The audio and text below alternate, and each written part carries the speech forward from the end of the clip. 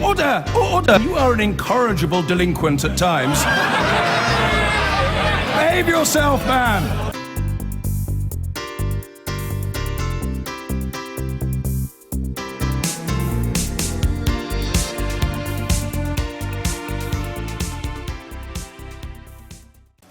Is it racist to want to leave the European Union? Is it racist to want to leave the EU? This is, I think, in the light, is it not, of Pat Glass, Labour's Shadow Europe Minister, who was recorded saying of somebody who wanted Brexit and who'd said that Poles were scroungers, that he was a horrible racist. And she didn't want to go back to this place, wherever it was. That happened today. So is it racist to want to leave the EU? Paul Nuttall. No, it's not at all, and I think this is really a window into the heart of the Labour Party that this was said. If you remember back at the general election in 2010, Gordon Brown said something very similar about Gillian Duffy when he called her a bigoted woman. And look, what we're saying, those of us who want to leave the European Union, is that we want to enter the globe once again, because at the moment we're tied into the slowest growing economic bloc on the planet, and it isn't racist to be concerned about immigration, because what we're talking about here is numbers, and the figures which were just released today in terms of employment are quite frightening. The fact that 5 out of 6 new jobs went to people who were not born here would seem to be putting British people at the back of the queue. And indeed, we know from the ONS report last week that 800,000 people came from the European Union last year, even though the government statistics tell us it was only 257,000. We are basically under a deluge of people coming to this country, and what we need to do is to control our own borders. And it's not racist to say that you want to control your own borders, but the only way we will do that is by leaving the European Union on June the 23rd. And that figure you gave, 4 out of 5 new jobs... 5 out of 6. 5 out of 6, in fact, does include half of them are people who live here already and are British citizens, just happen to be born outside Britain. So why give the wrong figure? Well, actually, there are 5.2 million foreign workers now in Britain, 1 in 6 of the workforce. 2.2 million of those people have come from within the European Union. And look, the problem with immigration isn't just economic, because we are finding that wages are being driven down in working class communities, and the Bank of England have admitted that is the case, but it's also the social problem as well. Of course, when we can control immigration and numbers come in, people can integrate sensibly. The problem that we have is that too many people are coming and people aren't integrating into their communities. Yvette Cooper.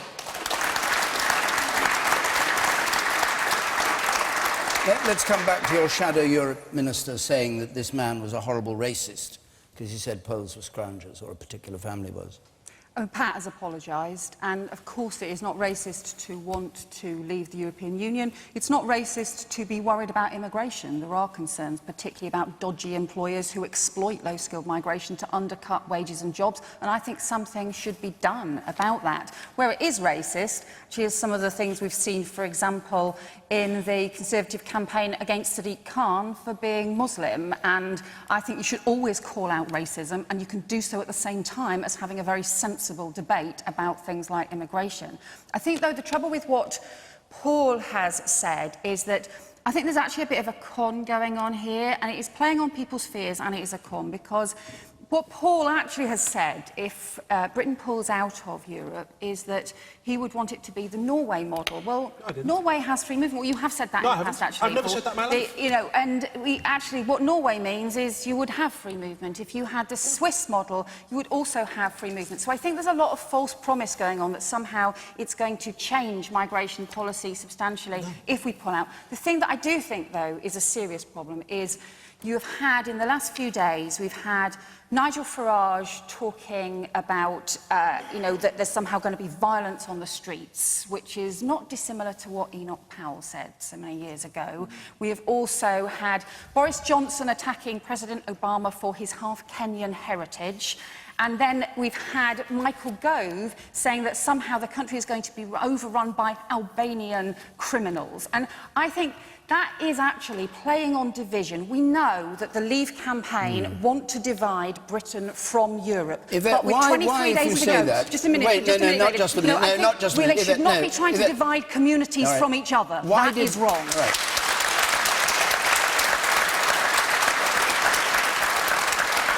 Why did the Labour campaign then, in a leaked document, say that if the question of immigration came up, you should move away from it if it came up on the doorstep? Well, I've never said that. I've always done the opposite from Lucy Powell's that. document from and, the... and I think actually I think you may have actually asked me that before the last election as well. But I think you didn't answer it then, and you're not answering it now. It's perfectly reasonable to put the same question several times over. I've always said you should always be prepared to talk about immigration. I don't think you should be switching the subject. I don't think it's wrong to talk about it, because whether it is about the problem about dodgy employers and exploitation, we should be taking much stronger action on that. That should mean us having stronger laws in Britain against exploitation, because some of it, frankly, is modern slavery, but it also means we should be working with other European countries to protect workers' rights, to defend workers' rights, rather than getting rid of them and dismissing them as red tape, as some in UKIP want to do, because that would make things worse. Right. The woman there in spectacles.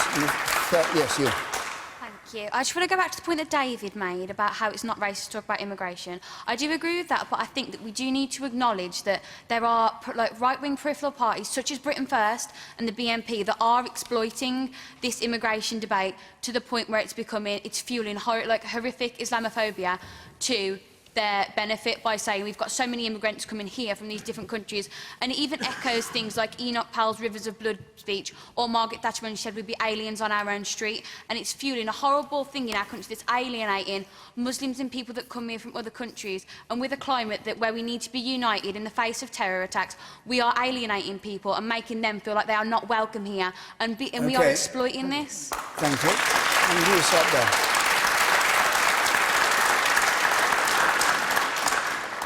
Being against immigration is not racist at all. The problem is that the immigrants, when they come, they don't go and live in Islington or Morningside in Edinburgh or St David's in Wales. They come to Walsall, and they come to Wolverhampton, and they come to Toxteth, where the schools are already overcrowded.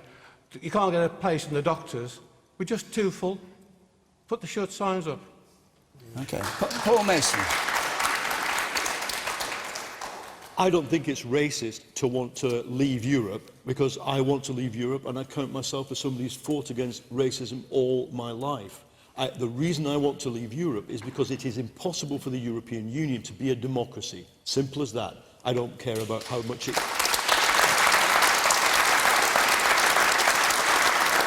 I don't care how much it costs us. If it was doing its job, it would be worth paying. I think we're going to need more migrants. I also think we have a duty to take refugees. But let's put this at one side for a minute and think about this European choice we're having. I am, despite my belief that Europe just cannot work as it is, very unlikely to vote for Brexit on the day, because I do not want to hand power to a bunch of crazed right-wing conservatives. And I do not want to give them... I don't include you in this, by the way, you're a non-crazed right-wing conservative. So this once chance in a lifetime, as we're told it is... It won't be a one chance in a lifetime. Oh, so you're with UKIP, there'll be another chance if you lose. Well, look, I'll tell you why. Because I think the European Union is disintegrating. Half the governments of East Europe are racist. The Eastern European governments are coming forward with people who want coalitions with the far right. I mean, how can this thing persist? But for us to go forward, I don't want to hand Michael Gove and Boris Johnson the chance to shape Britain's constitutional future with no election, no promise of an election, no further referendum on what deal we do. So I'm going to be looking very carefully, I've always said this, at what the position is as I go into that ballot box. But no, to answer the original question... So you might vote Remain? Well, I might, but there are things that the Remain can do to convince me to do that. One would be to promise an election within 6 months of the referendum. Then we can all decide on the future relationship with Europe. Right. That's democracy. OK.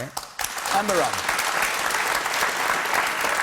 Well, the short answer is no, I don't think it is racist. But I thought that the point that the lady in the middle there with the glasses brought up is really very interesting, because what she highlighted was the real difficulty of language in this particular debate. Because this is an incredibly important historic choice that everybody's going to be making on June the 23rd. And so all sorts of groups are piling in. And you're right, what's happening is there are racist groups piling in, and certainly they will vote to leave, and that does destabilise some of the language taking place. And I think that it's incredibly important, Paul, not necessarily to think about who or which party will be in charge, whichever way the vote goes. This is a historic chance for it to change or to stay in the EU for the UK. It's not about individuals. And if we move away from individuals, perhaps there'll be a few less insults flying around as well. So would you promise to give us an election within 6 months of the vote? Would you? I think it's important to try to concentrate on the facts here. And this is another issue that came up, perhaps, that I would take issue with Paul on. When he chops out these facts that he thinks are facts, I don't think they're facts at all. 9 out of 10 people that are employed in the UK are British-born. The facts that he has are completely different to mine. And one of the things we must all be really careful for is some of the tabloid newspapers are putting out headlines that are simply not facts, and I would urge you to check them yourselves. And particularly on immigration, they are terribly inflammatory. All right, what do you say to the man at the top there on the left, who said that people come to here, to Toxteth, they don't go to Islington and Morningside in Edinburgh? Well, in other words, it's here that the schools are overcrowded, that the NHS is under pressure. What do you say to him? To him, I say his concern is, I believe, that people are coming over here without having jobs to come to, without contributing. And that's one of the changes the Prime Minister has made with our relationship with the EU. So we can encourage people to come here, but only if they've got jobs to come here. They can't collect benefits, full benefits, for 4 years. Is that an answer to your question, sir? Well, it's not enough, is it? Well, I mean, I would also point out to you, perhaps, that according to the latest statistics, immigrants contributed over £2.5 billion in tax for 2013-14. They are making a contribution. Do you know why there are so many immigrants in Toxteth? Do you know why there are so many black people in Toxteth? Because that is where they were taken as slaves, when Liverpool was a slave port. No, it wasn't. No, it wasn't. Yes. OK, go on then, Paul I'm sorry. What are you saying? What are you saying? No, you're from Liverpool. You're from Liverpool. What do you do? Do you object to all the black people who live in Liverpool? No, I don't. But they weren't taken Many of your slaves. supporters do. Many of UKIP supporters do. They came in after 1945, when we had sensible immigration numbers. So, for example, between 45 and 97, around 30 to 50,000 people came every single year, which was a sensible number so people can assimilate. You can't do that when you've got 800,000 people coming every single year. Are you saying that they shouldn't have come after the war? Tim Farron's turn, I think. Are you saying they shouldn't have come after the war? Yes, no, they should. In sensible numbers. Tim Farron, your turn. Thank you. No worries. So, Daniel, I mean, your question is it racist to want to leave the European Union? Is it racist to talk about immigration? No, it isn't. I mean, I thoroughly disagree with Paul, but I like the guy, and I think he's, a sincere fella who believes what he believes. I believe him to be wrong, but I don't believe him to be a racist. What I think Pat Glass and her remarks do betray, though, is that there are too many folks on the Remain side of the argument who are running away from the issue of immigration and migration. I will not do that. I will absolutely categorically say that immigration to this country is by far much more a blessing than it is a curse.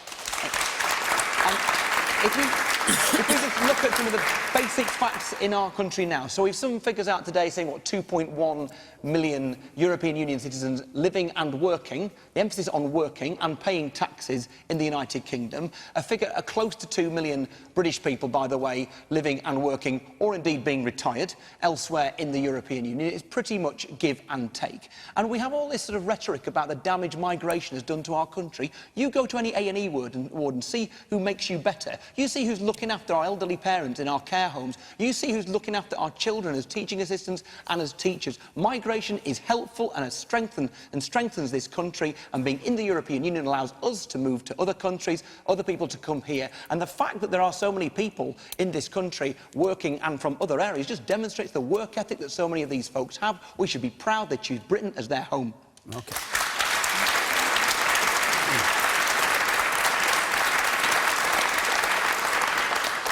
I would like to address Paul and the gentleman there about Walsall and the immigration here and blaming social care, the issues of social care and immigration. It's a farce. Social care in this area is struggling because we are one of the biggest hit local government for cuts, local council, for cuts. We have lost, next year we've got to find £19 million. It's atrocious. Metabolic councils have been hit a hell of a lot more than any of the others. It's Birmingham, being the largest authority in Europe, has had massive cuts. We cannot blame immigration. We've got to blame Conservative governments and the hand down of cuts that are hitting the most vulnerable and just leaving people in crisis. Okay, hold on. Let's hear some more points, Tim. You, yes. I'd like to completely disagree with the remarks made by the gentleman at the top left. Israel Zangwill described the US as a great melting pot where everybody is fused together to make something better. Shouldn't we encourage immigration from the EU to evade a demographic crisis and to advance our society? And you, sir, with the glasses on up there on the top right.